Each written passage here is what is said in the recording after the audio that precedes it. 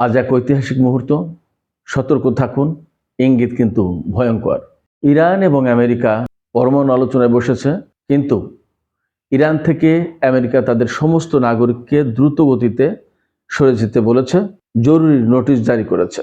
এপাশে ইরান গতকালকে তাদের আরও উন্নত ব্যালিস্টিক ক্ষেপণাস্ত্র ক্ষুদ্রম সাহার 4 এই ক্ষেপণাস্ত্র পরীক্ষা করেছে এবং ইরানের একজন সামরিক কর্মকর্তা, উচ্চ পর্যায়ের সামরিক কর্মকর্তা, তিনি বলেছেন যে আমেরিকা যদি আলোচনা বাদে যুদ্ধ চায় তাহলে তারা যেটা চায় তার জন্য ইরান প্রস্তুত। আরেকটা গুরুত্বপূর্ণ ইঙ্গিত হচ্ছে ইরানের পররাষ্ট্রমন্ত্রী আব্বাস আরাকচি ইরান থেকে রওনা হয়েছেন যখন ওমানে। তিনি কোথা থেকে গেছে জানেন? তিনি ইরানের তাবাস মরুভূমি থেকে ওমানের উদ্দেশ্যে রওনা দিয়েছেন। এবং আপনারা জানেন তাবাস মরুভূমি কিন্তু ইতিহাসের গুরুত্বপূর্ণ জায়গা। এটি এমন একটা জায়গা যা বিশেষ কিছু ইঙ্গিত বহন করে। আব্বাস আরাকচি রওনা হওয়ার আগেই বলেছেন তারা ওমান বৈঠকে যাচ্ছেন খোলা চোখ নিয়ে এবং এক অমোচনীয় স্মৃতি নিয়ে। এই অমোচনীয় স্মৃতি কি, সে বিষয়টা আমি আপনাদেরকে একদম ডিটেলস বলার চেষ্টা করব। এদিকে ইসরায়েলের প্রধানমন্ত্রী বেনিয়ামিন নেতানিয়াহু গতকালকে তার দেশের মন্ত্রিসভার সাথে জরুরি বৈঠক করেছেন। এই বৈঠক এমন সময় হলো যখন ইরান এবং আমেরিকা ওমানে নতুন করে পরমাণু আলোচনা শুরু করতে যাচ্ছে। ওই বৈঠকে নেতানিয়াহু বলেছেন ইরানের উপর এমন শর্ত আরোপ করা উচিত যে শর্তের কারণে ইরানের বর্তমান সরকারের পতন ঘটে। খেয়াল করুন তো সুপ্রিয় দর্শক, সামগ্রিক যে পরিস্থিতি, এই পরিস্থিতিতে এমনটি ভাবার যৌক্তিক কারণ আছে কি যে এই আলোচনা ব্যর্থ হবে এবং যুদ্ধ কি শুরু হতে যাচ্ছে? এমন কি কোনো ইঙ্গিত বহন করছে? আরেকটা তথ্য আমি আপনাদেরকে জানিয়ে রাখি, এই তথ্য দিয়েই আমরা বিস্তারিত আলোচনায় চলে যাব। সেটি হচ্ছে আমেরিকার সেন্ট্রাল কমান্ডের প্রধান, সেন্টকম যেটা, তার প্রধান অ্যাডমিরাল ব্র্যাড কুপার, তিনি এরই মধ্যে এই আলোচনায় যোগ দিতে ওমানে গেছেন। তার কিন্তু যাওয়ার কথা ছিল না। তিনি সেন্ট্রাল কমান্ড অর্থাৎ মার্কিন সামরিক বাহিনীর যে সেন্ট্রাল কমান্ড আছে, যেটা মিশর থেকে শুরু করে একেবারে কাজাকিস্তান পর্যন্ত, চীনের পাদদেশ পর্যন্ত এই অঞ্চলের কমান্ডের দায়িত্বে তিনি এই আলোচনায় গেছেন। এবং এটা প্রকাশিত খবরে না, মোটামুটিভাবে আল জাজিরায় এসছে একটা টুইটের বরাত দিয়ে। তো সুপ্রিয় দর্শক, চলুন আমরা বিস্তারিত আলোচনায় চলে যাই। ইসলামী প্রজাতন্ত্র ইরান এবং আমেরিকার মধ্যে আজকে কিছুক্ষণ আগে ওমানের রাজধানী মাস্কাটে বৈঠক শুরু হয়েছে। এই বৈঠকে আলোচনা হচ্ছে মূলত পরমাণু সংকট নিয়ে। ইরান বলছে এই বৈঠক শুধুই হতে হবে পরমাণু ইস্যুকে কেন্দ্র করে, অর্থাৎ পরমাণু ছাড়া এখানে কোনো আলোচনা করা যাবে না। আর আমেরিকা বলেছে যে পরমাণু কর্মসূচি বাতিল করতে হবে, ক্ষেপণাস্ত্র কর্মসূচি বাতিল করতে হবে, অথবা ইরানের সমস্ত ক্ষেপণাস্ত্রের রেঞ্জ এমন পাল্লায় আনতে হবে, এমন জায়গায় আনতে হবে যেখান থেকে মার্কিন ঘাঁটি বা ইসরায়েলে হামলা করা যাবে না। তারপরে আরো বেশ কয়েকটি শর্ত দিয়েছে তারা। তার ভেতরে একটা শর্ত হচ্ছে ইরানের মহাকাশ কর্মসূচি পরিচালনা করতে পারবে না, চীনে তারা এত বেশি তেল রপ্তানি করতে পারবে না, এবং আঞ্চলিক যে প্রক্সি ফোর্স রয়েছে তাদের সাথে ইরান কোনো সহযোগিতা বা সম্পর্ক রাখতে পারবে না। আমরা গতকালকের ভিডিওতে বলেছি যে এই শর্তগুলো আসলে ইরানের পক্ষে মানা সম্ভব না, বরং ইরান শুধুমাত্র এই আলোচনা করবে পরমাণু ইস্যুতে। এবং আমরা সর্বশেষ জানতে পেরেছি গতকাল প্রায় আলোচনার সম্ভাবনা একেবারে ভেঙে গিয়েছিল, কিন্তু শেষমেশ কোনো রকম ডিপ্লোম্যাটিক ইনিশিয়েটিভের কারণে, অর্থাৎ কূটনৈতিক উদ্যোগের কারণে এই আলোচনা হতে যাচ্ছে বা শুরু হয়েছে। তো এখন যে সমস্ত শর্ত দেওয়া হয়েছে এই সমস্ত শর্ত আসলে ইরান মানবে না। সেক্ষেত্রে আমরা আগেই বলেছি যে এই আলোচনা সফল হওয়ার সম্ভাবনা খুবই কম। যা হোক, এখন আমরা আজকের বিষয় নিয়ে কথা বলি। সেটি হচ্ছে আমেরিকা এবং ইরান যখন আলোচনায় বসেছে ওমানের রাজধানী মাস্কাটে, তখন আমেরিকা ইরানের যে সমস্ত মার্কিন নাগরিক রয়েছে তাদেরকে অসম্ভব দ্রুত গতিতে ইরান থেকে চলে যাওয়ার নির্দেশ দিয়েছে। নোটিশে এমন কথাও বলা হয়েছে যারা দ্রুত ইরান থেকে বের হতে পারছে না তারা যেন খাদ্য, ওষুধপত্র এবং জরুরি প্রয়োজনীয় জিনিস, পানি, এগুলো সাথে রাখে। তার মানে কি? তাহলে কি এখনই বা আজকেই বা যে কোনো মুহূর্তে কি ইরানের উপর হামলা চালাতে পারে আমেরিকা? নাকি শুধুই মাত্র এটা ইরানের উপরে সাইকোলজিক্যাল একটা প্রেশার, অর্থাৎ মনস্তাত্ত্বিক একটা চাপ দিয়ে, মানসিক চাপ সৃষ্টি করে এই চুক্তি করতে বা আলোচনায় তারা যে সমস্ত শর্ত দিচ্ছে সেই শর্তগুলো মেনে আলোচনা সম্পন্ন করতে চাইছে।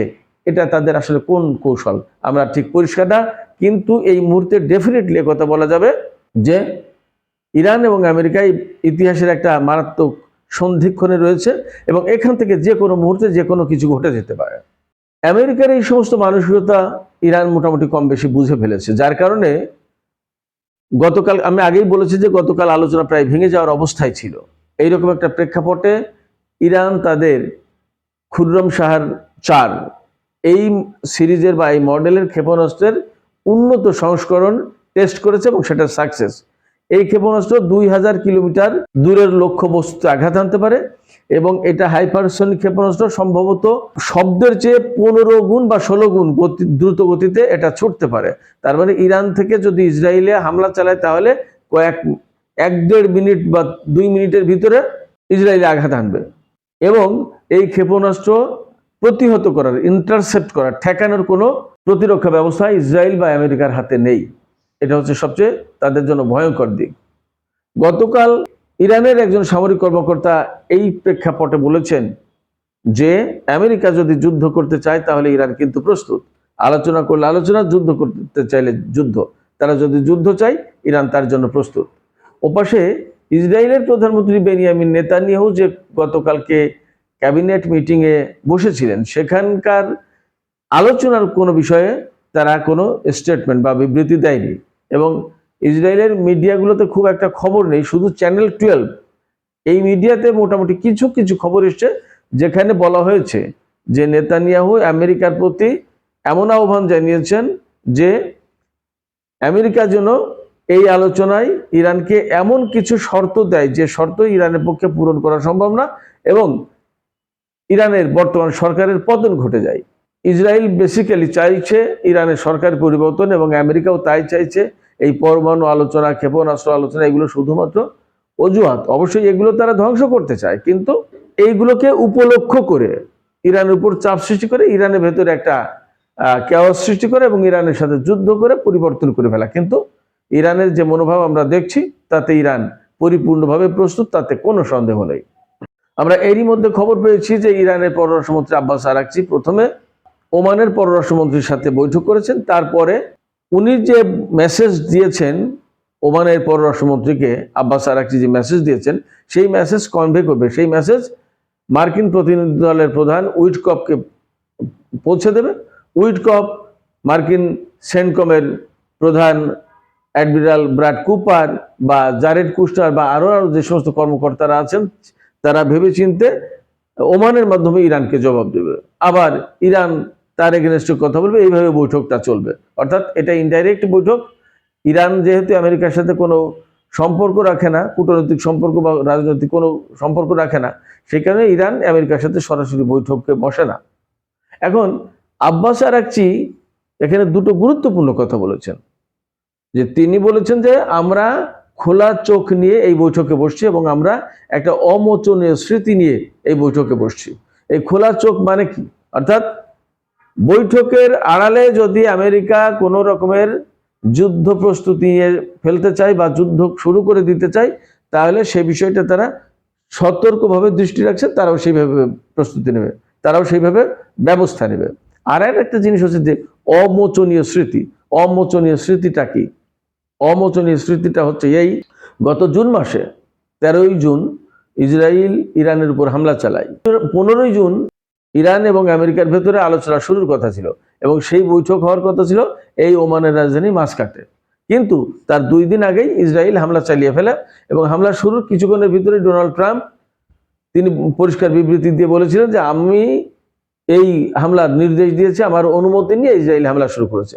এবং পরবর্তীতে দেখা গেল যে আমেরিকাও ইরানের সাথে যুদ্ধে জড়িয়ে গেছে এবং ইরানের পরমাণু স্থাপনায় তারা বোমা হামলা চালিয়েছিল। এই যে আলোচনা শুরুর আগ মুহূর্তে আমেরিকার অনুমতি নিয়ে ইসরায়েল যুদ্ধ শুরু করলো, এটা ইরানের জন্য এক ধরনের অমোচনীয় এবং দুঃসহ স্মৃতি। কারণ একটা ডিপ্লোম্যাটিক একটা পদক্ষেপ ছিল, তৎপরতা প্রচেষ্টা ছিল, সেই প্রচেষ্টাকে বানচাল করে দিয়ে ইসরায়েল হামলা চালালো এবং তাতে আমেরিকা অনুমতি দিল। এটা ইরানের জন্য একটা দুঃসহ স্মৃতি, বিশেষ করে কূটনীতিকদের জন্য, পররাষ্ট্রমন্ত্রী আব্বাস আরাকচির জন্য তো বটেই। আর একটা গুরুত্বপূর্ণ ইঙ্গিত এখানে আছে। গুরুত্বপূর্ণ ইঙ্গিত হচ্ছে যে আব্বাস আরাকচি ইরানের তাবাস মরুভূমি থেকে ওমানের উদ্দেশ্যে রওনা দিয়েছেন। তাবাস মরুভূমি হচ্ছে ইরানের দক্ষিণাঞ্চলীয় একটা মরুভূমি, যেখানে ইরানের একটা বিমানবন্দর আছে। এখান থেকে রওনা হওয়ার বিষয়ে যে ইঙ্গিত পাওয়া যাচ্ছে বা যেটা ইঙ্গিত দিতে চেয়েছেন বলে বিশ্লেষকরা মনে করছেন, আমিও তেমনটি মনে করছি, সেটি হচ্ছে যে ইরানের ইসলামী বিপ্লব সফল হওয়ার পর কিছুদিন পরেই মার্কিন দূতাবাস ইরানের ইউনিভার্সিটির ছাত্ররা, শিক্ষার্থীরা দখল করে নেয় এবং সেখানে 52 জন ব্যক্তিকে জিম্মি করে। আমেরিকার কূটনীতিক বা তার দূতাবাসের স্টাফ তাদেরকে মোট 52 জনকে জিম্মি করে।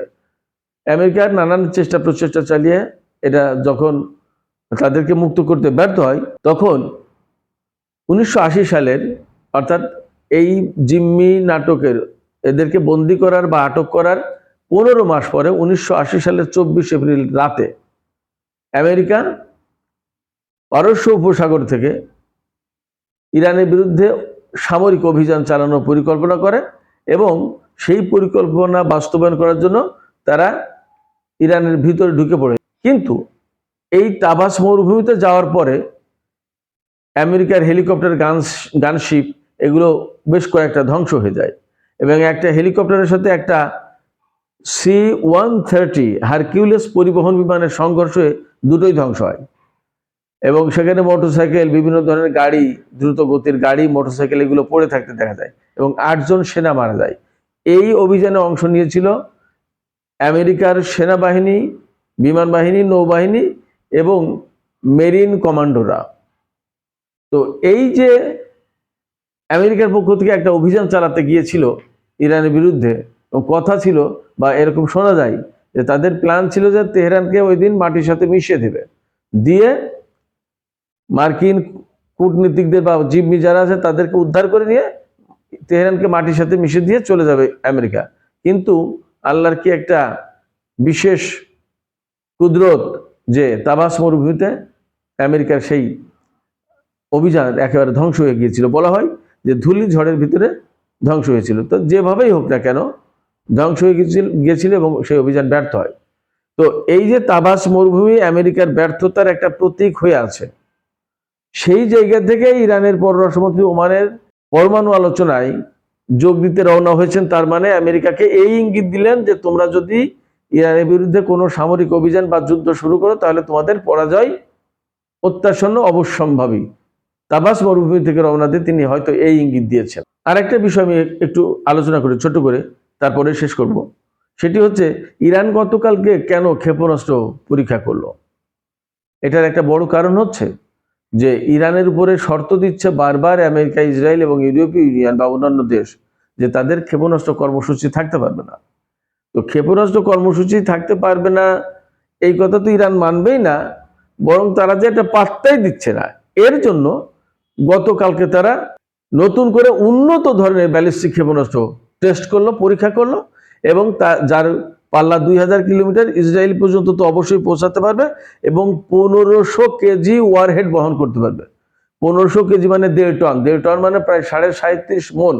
একটা ক্ষেপণাস্ত্রের ওজন বা ওয়ারহেডের ওজন যদি 37.5 মন হয় আর সেটা যদি বিস্ফোরণ হয় তাহলে কি ধরনের একটা ভয়ঙ্কর ধ্বংসযজ্ঞ শুরু করবে আপনি চিন্তা করে দেখেন। যার গতি 15 থেকে 16 ম্যাক, অর্থাৎ ইরান থেকে মাত্র 1.5 থেকে 2 মিনিটের ভিতরে ইসরায়েলে পৌঁছে যাবে।